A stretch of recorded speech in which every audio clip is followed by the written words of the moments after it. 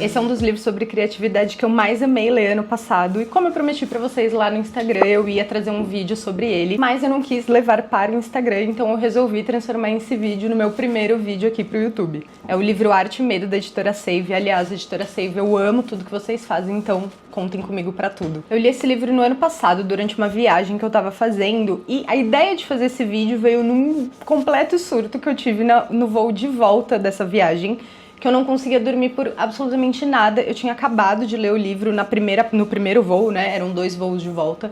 Eu acabei de ler o livro no primeiro, e aí no segundo voo eu não conseguia dormir por nada, tava mó caos no avião. Então eu resolvi redigir um texto enorme com várias coisas que eu grifei nesse livro, focando nos maiores ensinamentos que eu tirei dele. Então o que eu vou trazer aqui nesse vídeo é um resumo de todo esse texto gigante, esses ensinamentos que eu escrevi nesse voo de volta. E só um ponto importante, esse é o primeiro vídeo que eu gravo para o YouTube especificamente. Estou nervosa, eu acho que eu tô com aquela sensação de nervosismo e medo de quando a gente tá fazendo uma coisa nova, não sei exatamente o que eu tô fazendo ainda, mas eu tô fazendo mesmo assim.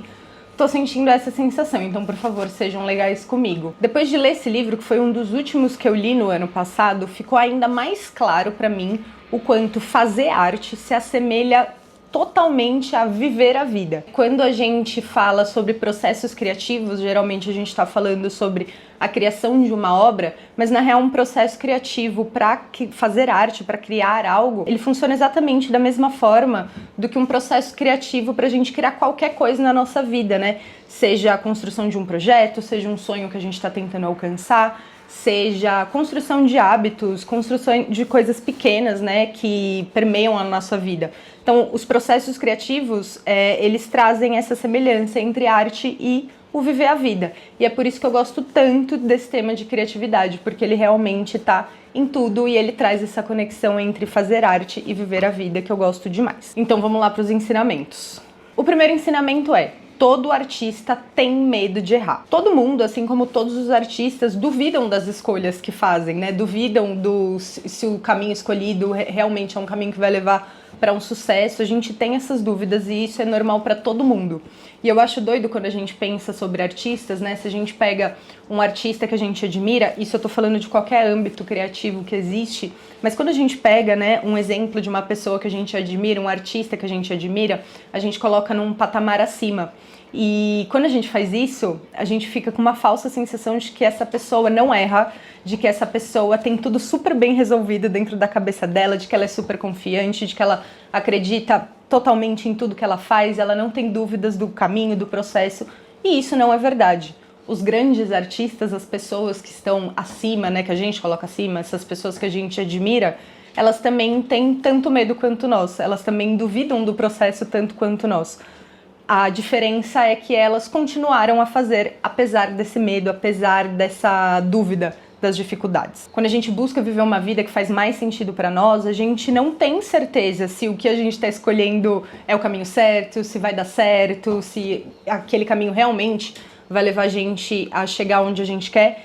É uma escolha de um risco. E é esse risco que se paga pra gente conseguir criar tudo aquilo que a gente quer. E a gente precisa lembrar que errar não é ruim. A gente aprende, né, na escola, quando a gente é criança, que errar é a pior coisa que a gente pode fazer. Que é uma coisa horrível, né? Porque se a gente erra na prova, a gente não tira nota e não passa de ano.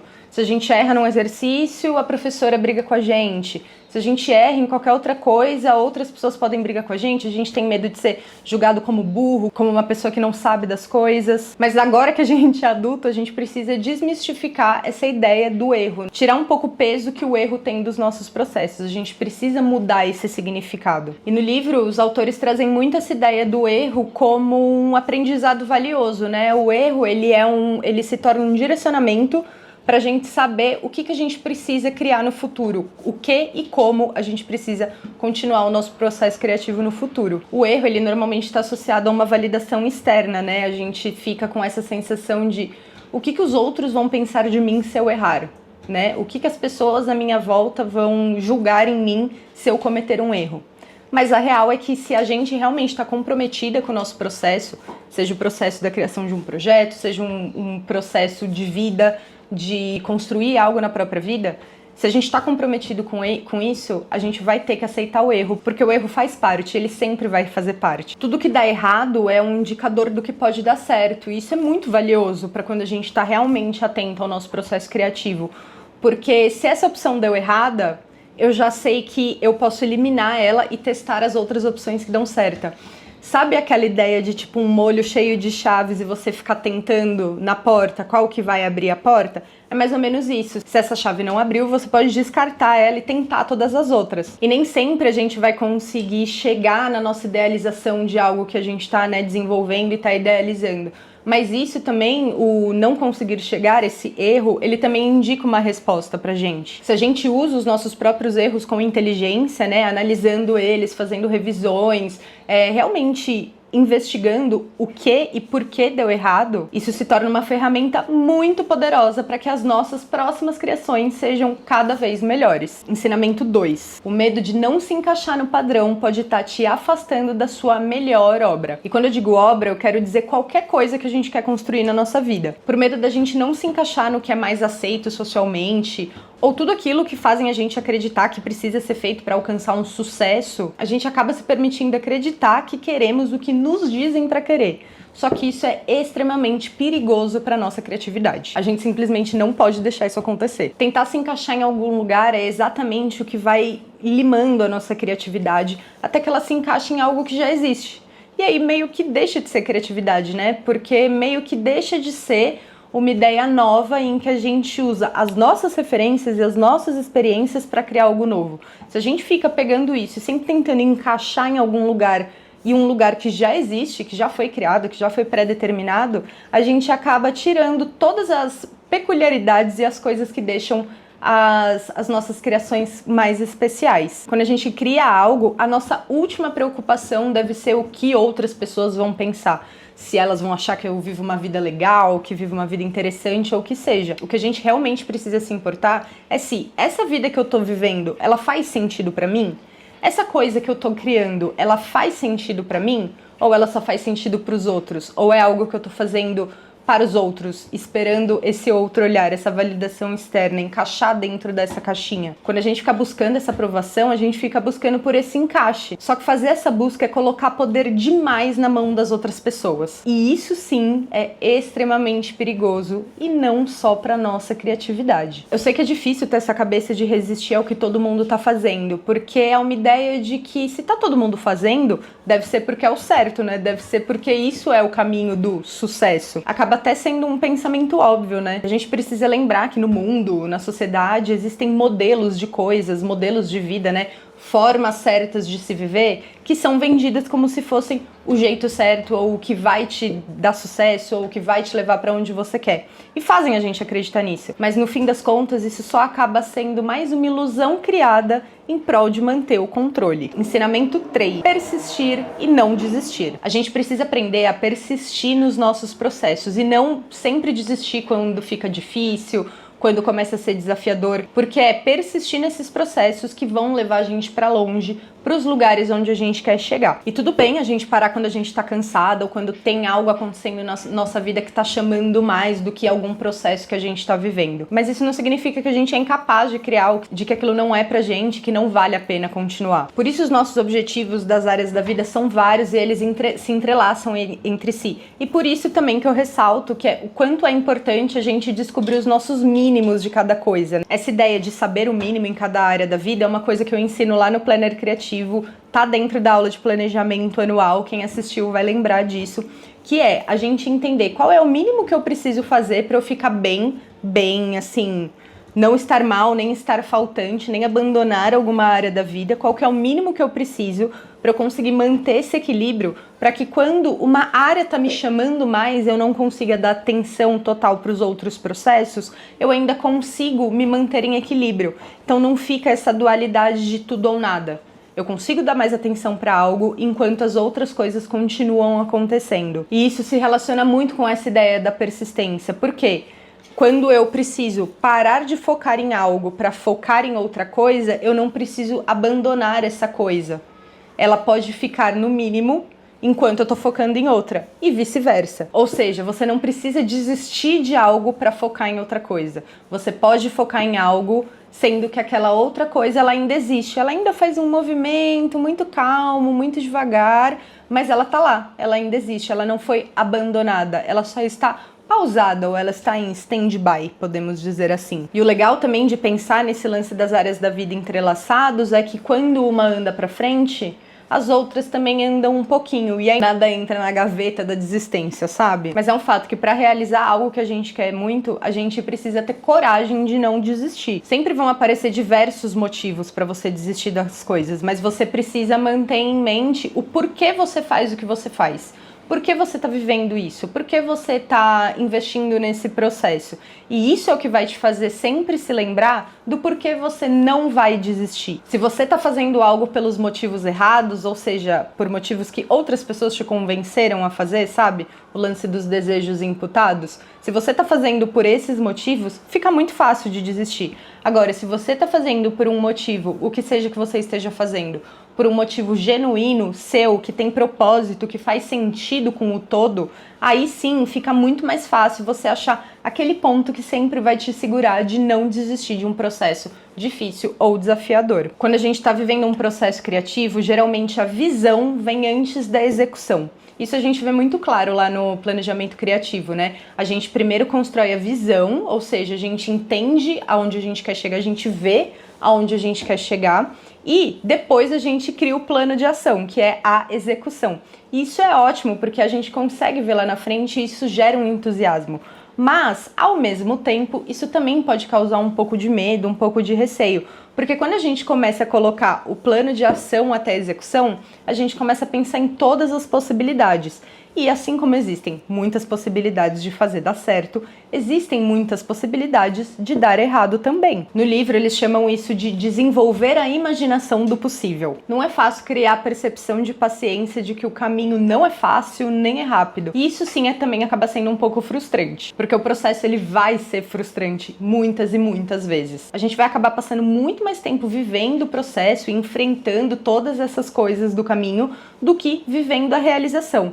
Por isso que também a gente aprender formas de apreciar esse processo, mesmo quando ele está sendo difícil, desafiador, e criar ferramentas próprias para que a gente consiga persistir e não desistir, vai ser essencial para que a gente consiga realizar muitas coisas, criar muitas coisas incríveis. A gente tende a achar que pessoas que realizam coisas incríveis nascerão com algum dom, com alguma magia, mas na real essas pessoas, elas só persistem.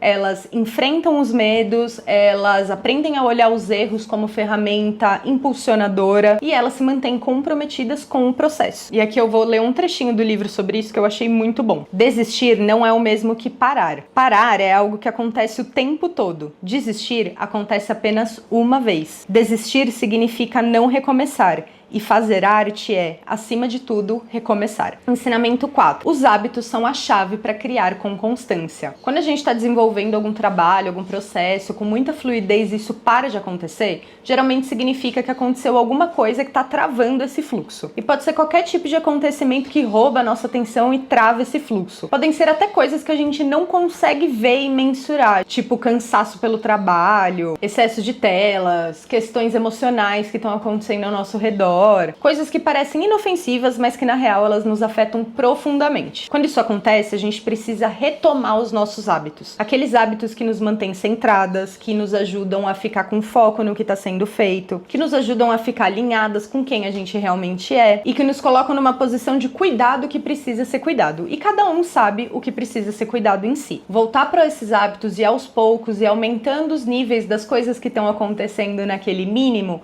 ao longo do tempo vai conseguir trazer a gente de volta para o nosso estado de flow. Criar uma grande obra ou até construir uma grande vida depende muito dos pequenos hábitos, das pequenas coisas que a gente faz repetidamente todos os dias.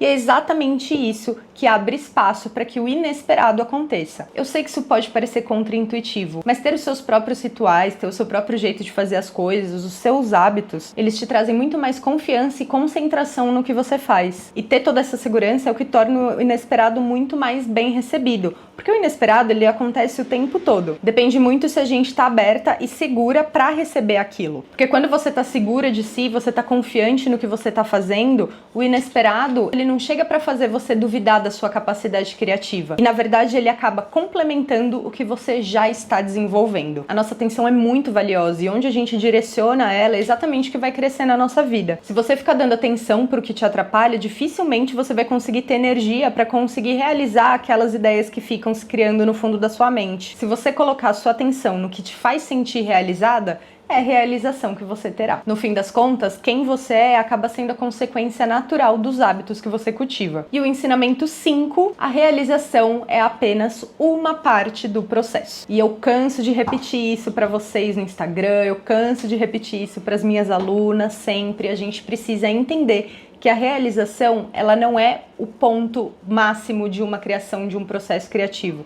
A realização, ela é só uma partezinha do processo criativo, que é um processo enorme. Viver o processo é o melhor guia que a gente pode ter para saber exatamente para onde a gente deve ir para alcançar as nossas realizações. A questão é que entre onde a gente está agora e onde a gente quer chegar, existe um abismo enorme, um caminho gigante a ser percorrido. E pode parecer impossível conseguir atravessar todo esse caminho. Mas com planejamento a gente consegue enxergar o outro lado e traçar essa rota para fazer esse caminho, para conseguir chegar lá. O processo é exatamente essa fase desse abismo, é exatamente como a gente atravessa esse abismo.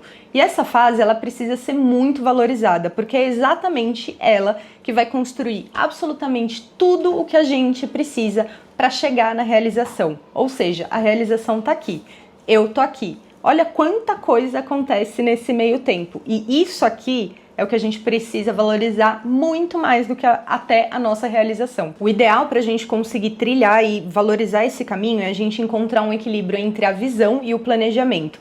A visão sendo aquilo que a gente está vendo lá na frente, né? A nossa ideia de realização. E o planejamento é o que vai ajudar a percorrer todo esse processo.